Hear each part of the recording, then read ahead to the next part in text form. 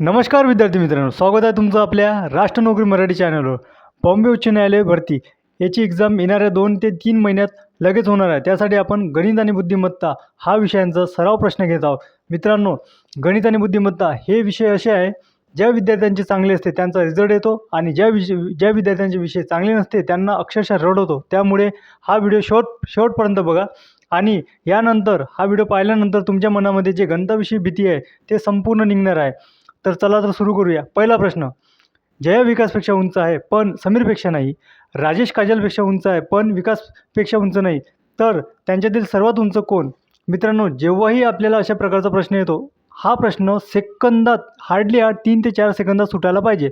म्हणजे कसं, उरलेला वेळ आपण इतर प्रश्नांना देऊ शकतो जेणेकरून आपला रिझल्ट हा चांगला येऊ शकतो. बघा, हा प्रश्न कसा सोडवायचा? यामध्ये आपल्याला फक्त आणि फक्त हे लक्षात घ्यायचं की आपल्याला याच्यामधलं वाचायचं काय आहे. ज्या विद्यार्थ्यांना हे कळलं तर तो प्रश्न चांगल्या तरीकेने काढू शकते आणि कमी वेळात काढू शकते. बघा, याच्यामध्ये आपल्याला दिलेलं आहे, तर सर्वात उंच कोण? नाही तर अनेक विद्यार्थी काय करतात, सुरुवातपासून प्रश्न वाचत बसतात, तर त्यांना वेळ लागतो. मित्रांनो, आपण काय करायचं माहिती आहे का, फक्त विचारलेलं काय आहे ते लक्षात घ्यायचं. याच्यामध्ये विचारलेलं आहे फक्त सर्वात उंच कोण. तर बघा, हा प्रश्न किती सोप्या पद्धतीने आपण सोडू शकतो. जया विकासपेक्षा उंच आहे. आता मला एक सांगा, जया ही विकासपेक्षा उंच आहे, तर विकास सर्वात उंच होणार का? नाही. तर विकास हे ऑप्शन कट. पुढे चालूया आपण. पण समीरपेक्षा उंच नाही, म्हणजेच काय आहे, जया ही समीरपेक्षा उंच नाही आहे, म्हणजे बुटकी आहे. तर बघा, जया ऑप्शन कट. पुढे चला, राजेश काजलपेक्षा उंच आहे. आता जर राजेश काजलपेक्षा उंच आहे तर काजल ही सर्वात उंच होणार नाही, काजल कट. आता उरलं फक्त समीर, म्हणजे आपलं उत्तर हे समीर 2 नंबरचं. बघा, पुढचा प्रश्न बघूया. खालील आकृतीत त्रिकोणांची संख्या शोधा. मित्रांनो, अशा प्रकारचा प्रश्न MPSCत देखील विचारलेला आहे. बघा, हा प्रश्न कसा करायचा, एकदम सोप्या पद्धतीने सांगतो. काउंटिंग करायचं, 1 2 3 4 आणि 5, आणि जे आपण काउंटिंग केली आहे त्यांची करायची सगळ्यांची बेरीज. बघा, 5 आणि 4 9, 9 आणि 3 12, 12 आणि 3 15. या प्रश्नाचं उत्तर राहणार ते म्हणजे ऑप्शन नंबर 4 15. बघा, पुढचा प्रश्न मित्रांनो, एका विद्यार्थ्यांच्या रांगेत संजू हा डावीकडून 4थ्या स्थानी होता. त्याला उजवीकडे 4 स्थानासमोर हलविण्यात आले. त्यांची जागा हलवल्याआधी तो उजवीकडून 18व्या स्थानी होता. तर रांगेत एकूण विद्यार्थी किती? मित्रांनो, हा प्रश्न देखील अत्यंत सोपा आहे. फक्त याची मांडणी आपल्याला कळली पाहिजे. प्रश्नात काय विचारलं आपल्याला, संजू हा डावीकडून 4था होता. आता बघा, जसं म्हटलं आहे त्या प्रकारे आपण मांडणी करायची. बघा, ही झाली डावी साईड, तर ही झाली उजवी साईड. काय म्हटलं आहे, डावीकडून तो 4थ्या स्थानी होता, म्हणजे त्याच्या आधी 3 जणं असेल, बरोबर आहे.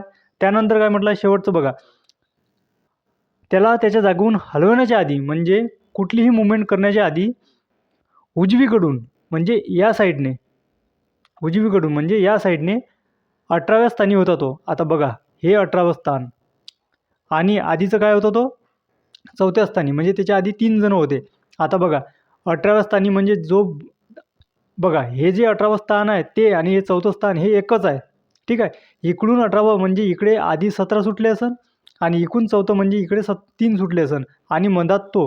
आता बघा, 17 आणि 1 18, 18 आणि 3 21, म्हणजे या प्रश्नाचं उत्तर येणार ऑप्शन नंबर 2 म्हणजेच 21. बघा, आता पुढचा प्रश्न बघूया. 6 8 5 7 4 आणि क्वेश्चन. बघा मित्रांनो, हा प्रश्न एकदम सोपा आहे. बघा, 6मध्ये काहीतरी प्लस किंवा मायनस केलं असेल म्हणजे समोरचा अंक आला असेल. आता 6मध्ये आपण प्लस करू 2 म्हणजे किती होणार 8. परंतु 8मधून काहीतरी मायनस केलं, कारण की 8पेक्षा कमी संख्या आहे ना, म्हणून आपण मायनस पकडायचं. मायनस किती केलं असेल तर ते म्हणजे 3, किती आले 5. आता 5मध्ये पुन्हा प्लस किती केले 2 म्हणजे 7. 7मध्ये पुन्हा मायनस किती केले 3 म्हणजे 4. 4मध्ये पुन्हा प्लस म्हणजे 2. आता आपलं उत्तर काय येणार ते म्हणजे 6, ऑप्शन क्रमांक 2. आता बघा, पुढचा प्रश्न, कॅटसाठी आपल्याला काय वर्ड घेतलेला आहे, 91400. तर डॉगसाठी काय? तर बघा मित्रांनो, हा प्रश्न येण्याआधी आपल्याला एक लक्षात घ्यायचा आहे, ABCD हा जो क्रम आहे आणि हा क्रम पाठ पाहिजे आणि त्यासोबतच त्यांचा ॲक्युरेटली नंबर जो आहे, जसं Aचा 1, Bचा 2, Cचा 3 आणि Dचा 4, याप्रमाणे. आता बघू प्रश्न. आता पहा, जसं की आपल्याला माहीत आहे Cचा 3 आहे, Aला 1 आहे आणि Tला 20 आहे. आता इथं काय घेतलेलं आहे, तर बघा, 3चा वर्ग हा 9, 1चा वर्ग 1 आणि 20चा वर्ग 400. त्याचप्रमाणे D म्हणजे 4, O म्हणजे 15 आणि G म्हणजे 7. तर बघा, 4चा वर्ग किती होणार 16.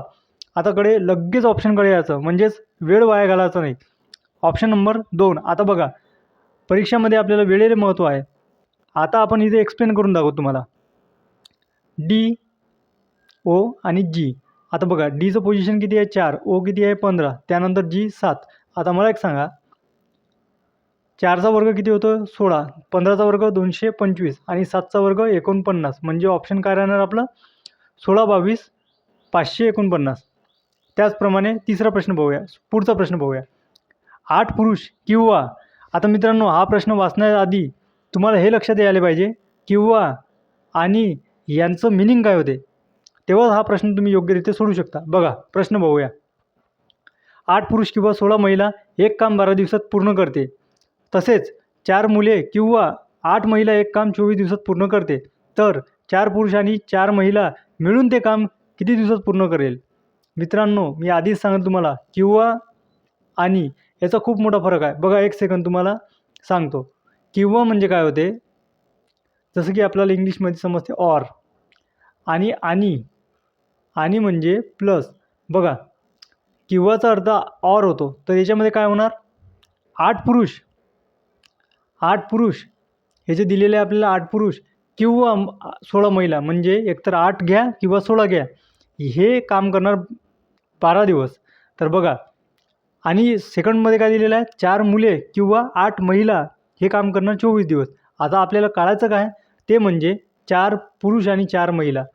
आता बघा मित्रांनो, हा प्रश्न कशा प्रकारे आपण सेकंदात सोडू शकतो ते बघा. फक्त याची मांडणी आपल्याला कळली पाहिजे. सोबतच आपल्याला हे लक्षात आलं पाहिजे की किंवा आणीचा अर्थ काय होतो. तर बघा, आपल्याला काय काढायचं आहे, 4 पुरुष आणि 4 महिला, फिमेल आणि मेल यांचं वर्क ते पण मिळून. ओके, तर बघा मला एक सांगा, 8 पुरुष म्हणजे किती दिवस काम करतात, तर 12. हे बघा इथं दिलेलंच आहे. सोबतच आपल्याला हे टक्के दिलेलं आहे. बघा आता 8 पुरुष 12 दिवस करतात, तर 4 पुरुष किती दिवस करेल, किती दिवसात करेल. आता मला एक सांगा, पुरुषांची संख्या घटवली, 8 वरून 4 आणली, तर कामाची संख्या काय होणार, कमी होणार काय, तर नाही, ते वाढणार. म्हणजे 12चे दुप्पट किती होणार 24. म्हणजे हे लक्षात आलं आपल्याला की 4 पुरुष हे 24 दिवसात करणार. आता काढायचं आहे आपल्याला 4 महिला, ते किती दिवसात करणार. बघा 16 महिला 12 दिवसात करते, तर 4 महिला किती दिवसात. बघा सरळ भाग द्यायचा, 4 एके 4, 4 चौक 16 आणि बघा 12 चौक 48. म्हणजे महिला किती दिवसात करणार ते काम, 48 दिवसात. आता बघा हे तुमच्या लक्षात नसून आले की आपण 16 महिला घेतल्या, 12 दिवस काम घेतलं, 4 महिला घेतल्या आणि काम लक्षात नाही आलं असेल तर लक्षात घ्या, महिलांच्या खाली महिला घेतल्या, कामांच्या खाली काम घेतलं आणि भाग दिला. परंतु हेही लक्षात घ्या की इथं बघा, इथं महिला जे आहे यांचं हे 4 पटीने घटवले, म्हणजे 16चे 4 केले, म्हणजे किती येणं 4 पटीने घटवले, तर 12चे काम किती पटीनं वाढवावं लागेल आपल्याला, 4 पटीनं, 12 चौक 48. तर बघा आता काय लक्षात आलं आपल्या, का पुरुषांना लागणारा दिवस जे आहे ते 24 आहे आणि महिलांना लागणारा जो दिवस आहे तो 48 आहे. आता काय करायचं, आपल्याला सांगितलेलं आहे, पुढे काय दिलेलं आहे की ते मिळून किती दिवसात करणार. आता मिळूनसाठी काय माहिती आहे का, सिम्पल आहे, प्लस बस, म्हणजेच 24 प्लस 48. आता याचं काय होणार, 24 प्लस 48 किती होणार 72. 24 गुणिले 48. आता याला द्या भाग, 24 एके 24, 24 त्रिक 72, 3 16 त्रिक 48. मित्रांनो फाळे तुमचे चांगले जर असेल ना, तो तुमचा टायमिंग वाचतो, ॲक्युरेट आन्सर येतो. तर बघा या प्रश्नाचा आन्सर काय निघणार आपला, ते म्हणजे ऑप्शन नंबर 4, 16. आता पुढचा प्रश्न घेऊया आपण. बघा 12 मीटर लांबी व 9 मीटर रुंदी असलेली जागा व्यापण्यासाठी 15 सेंटीमीटर बाजू असलेल्या चौरसाची कृती फरशा लागतील. आता बघा मित्रांनो, प्रश्न वाचता क्षणी अगर आपल्या लक्षात येत असेल का लांबी गुणिले रुंदी म्हणजेच काय आहे, आयताचं क्षेत्रफळ. आयताचं सूत्र, आयत जो आहे, हा आयत जो आहे ना, आयत याचं सूत्र काय आहे, तर लांबी गुणिले रुंदी. हे आपल्या लक्षात आलं पाहिजे चटकन. सोबतच आपल्या हे लक्षात आलं पाहिजे का बाजू कशासाठी वापरतो आपण. आता बघा इथं काय दिलेलं आहे, बाजू कशासाठी वापरतो आपण, तर मला एक सांगा, चौकोन त्याला चौरस म्हणतो, त्याचं सूत्र काय, बाजूचा वर्ग, बरोबर आहे. तर हे आपल्या लक्षात आलं पाहिजे आता बघा प्रश्नाची मांडणी आणि प्रश्न विचारलं काय आपल्याला. प्रश्नात विचारला आहे का 12 मीटर लांबी आणि 9 मीटर रुंदी असलेली जागासाठी आपल्याला 15 सेंटीमीटरच्या अशा किती फरशा लागणार. तर बघा याची कसं आहे मित्रांनो, 1 सेकंदमध्ये उत्तर निघते, परंतु तुम्हाला मांडणी कळली पाहिजे. आता बघा 12 गुणेला 9 भागेला 15. आता इथे काय दिलेलं आहे, बाजू म्हणजे काय होते, बाजूचा वर्ग म्हणजे गुणेला 15. परंतु अनेक विद्यार्थी जे मिस्टेक करतात ते मिस्टेक म्हणजे बघा 12 मीटर आणि 15 मीटरमध्ये दिलेलं आहे, परंतु इथे काय दिलेलं आहे सेंटीमीटरमध्ये. बघा खाली काय दिलेलं आहे सेंटीमीटरमध्ये. हे कन्वर्ट करता आलं पाहिजे. जसं की कन्वर्ट म्हणजे बघा आता आपल्या सर्वांना माहीत आहे 1 मीटर म्हणजे किती होतो, तर तो होतो 100 सेंटीमीटर. हे बारीक सारीक ज्या गोष्टी आहे हे ज्यांच्या क्लिअर असते ना मित्रांनो त्यांना चटकन लक्षात येते. आता बघा इथे काय दिलं आहे, हे वरचं 12 आणि 9 मीटरमध्ये आहे आणि खालचं काय 15 आणि 15 हे सेंटीमीटरमध्ये आहे. तर आपण याला कन्वर्ट करू सेंटीमीटरमध्ये, म्हणजे 12चं काय होणार सेंटीमीटरमध्ये कन्वर्ट केलं तर 1200 आणि इथं 900. आता चला भाग देऊया. बघा 15 सक 90 म्हणजे 60 आले आणि 15 चोक 60. आता 12 चोक 48 म्हणजे 4800. आपला आता उत्तर येणार ते नंबर 4 म्हणजेच 4800. बघा पुढचा प्रश्न बघूया मित्रांनो. पुढचा प्रश्न काय आहे, तर एका वर्गातील 40 विद्यार्थ्यांची वयांची सरासरी ही 30 आहे. वर्गात एक नवीन विद्यार्थी आल्यामुळे सरासरी ही 1ने वाढते. तर त्या नवीन विद्यार्थ्यांचे वय किती असेल. बघा मित्रांनो सरासरी हा टॉपिक अत्यंत महत्त्वाचा आहे. प्रत्येक पेपरमध्ये या सरासरीचा एक प्रश्न ठेवलेला असतो. बघा हा प्रश्न आपण कसा काढू शकतो, किती सेकंदात काढू शकतो, याला महत्त्व आहे.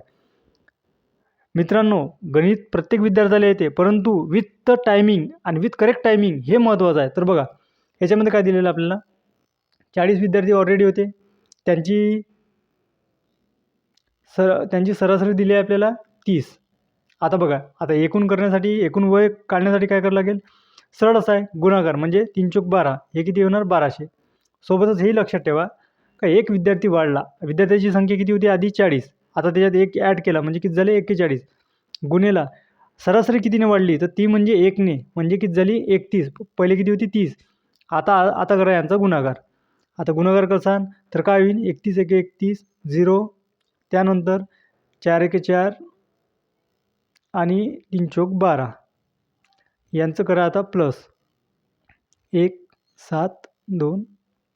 आता बघा आधीचं कॅल्क्युलेशन किती आलं तर आपलं 1200 आणि आता किती आलं 1271.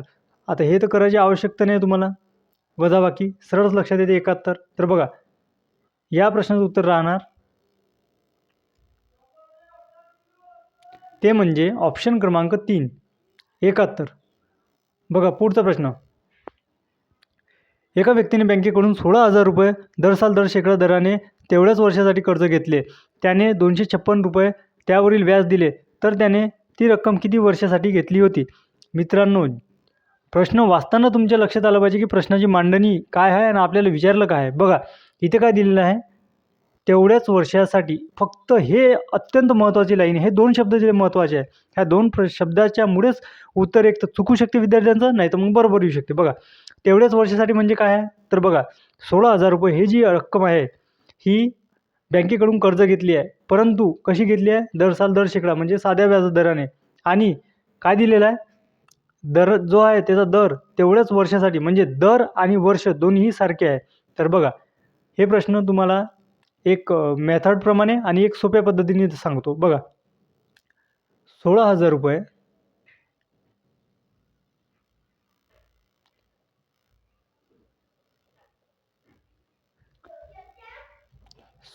रुपये गुणेला आपल्याला दिलेलं आहे वर्ष तेही माहीत नाही आणि त्याचं जे पर्सेंटेज आहे तेही माहीत नाही, परंतु आपल्याला हे माहीत आहे रक्कम 16,000 रुपये आहे आणि सोबतच आपल्याला ही माहीत आहे का 256 रुपये व्याज दिलेलं आहे. बरोबर आहे. तर आता याचं कॅल्क्युलेशन कसं करू आपण, तर बघा याचं कॅल्क्युलेशन करायचं आहे. हे 100 इकडे जाणार आणि म्हणजे 100 हे जाणार गुणेला, तर 1600 जाणार भागेला. तर आता बघा 256 भागेला 1600 आणि गुणेला 100 हे 2 झिरो कटले, हे 2 झिरो कटले, त्यानंतर राहिले 16. 16चा वर्ग किती होते? 256 म्हणजे 16 आले. आता विद्यार्थी मित्रांनो, एक महत्त्वाची गोष्ट, हे जे आलेले 16 आहे, बरेचदा ऑप्शनमध्ये हे 16 दिलेलं राहते आणि विद्यार्थी मित्र घाई करून 16 उत्तर देतात, परंतु याचं उत्तर 16 नसून ते राहणार 4. म्हणजे कसं? 16. आता बघा, एक्सचा वर्ग काय आहे? तर हे काढायचं आहे आपल्याला. म्हणजे 16 कशाचा वर्ग आहे? तर 4चा. म्हणजे उत्तर येणार 4. बघा, ऑप्शन क्रमांक 2 उत्तर राहणार आपलं 4. आता पुढचा प्रश्न घेऊया आणि शेवटचा प्रश्न आहे. राम हा उत्तरेकडे तोंड करून उभा होता. तो 4 किलोमीटर चालतो व उजव्या बाजूला वळून 3 किलोमीटर अंतर चालतो. नंतर तो दक्षिणेला वळतो व 9 किलोमीटर चालत जातो. शेवटी तो उजवीकडे वळतो आणि 15 किलोमीटर अंतर चालतो. आता तो त्याच्या मूळ स्थानापासून किती किलोमीटर अंतरावर आहे? मित्रांनो, अत्यंत सोपा प्रश्न, परंतु तुम्हाला मांडणी कळली पाहिजे.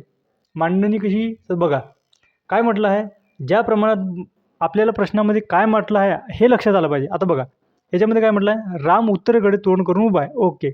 आता बघा, राम जो आहे हा उत्तरेकडे तोंड करून उभा आहे. ठीक आहे. समोर काय म्हटलं आहे? तो 4 किलोमीटर चालतो. आता बघा, खरी मजा इथे आहे.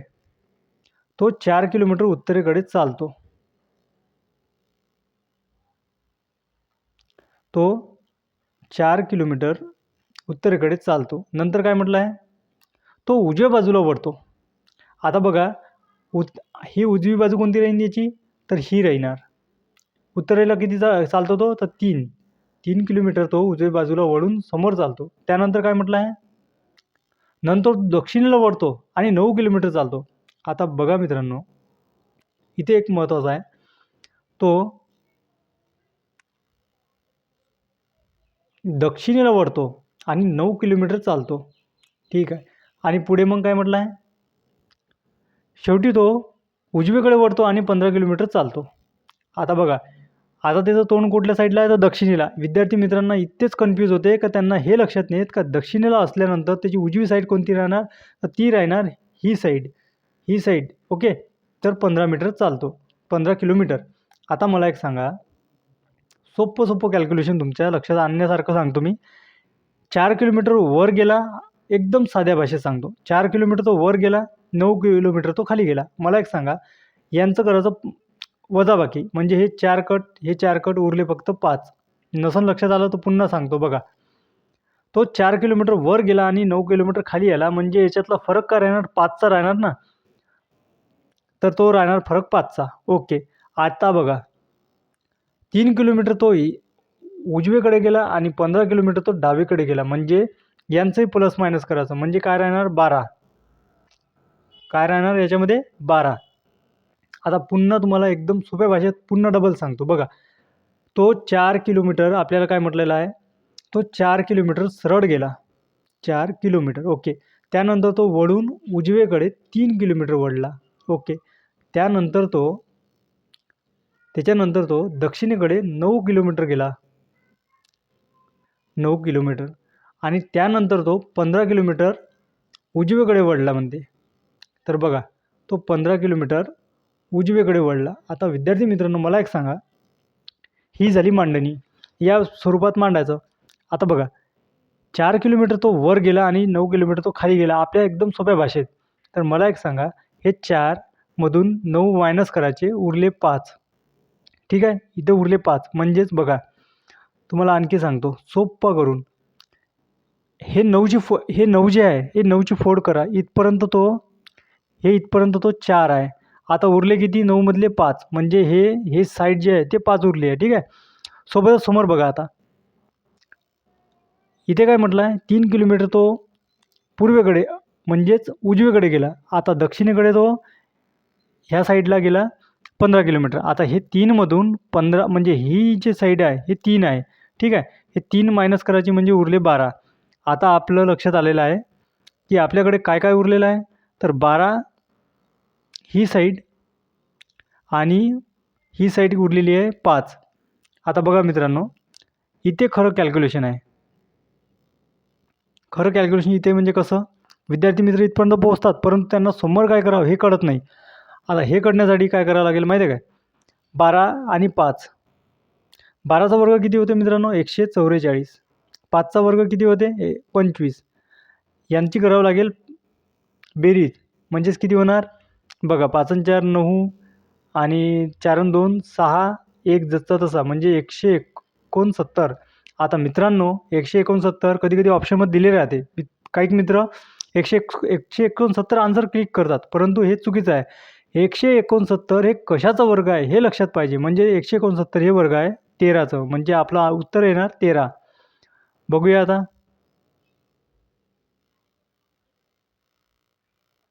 बघा इथे ऑप्शन क्रमांक 3.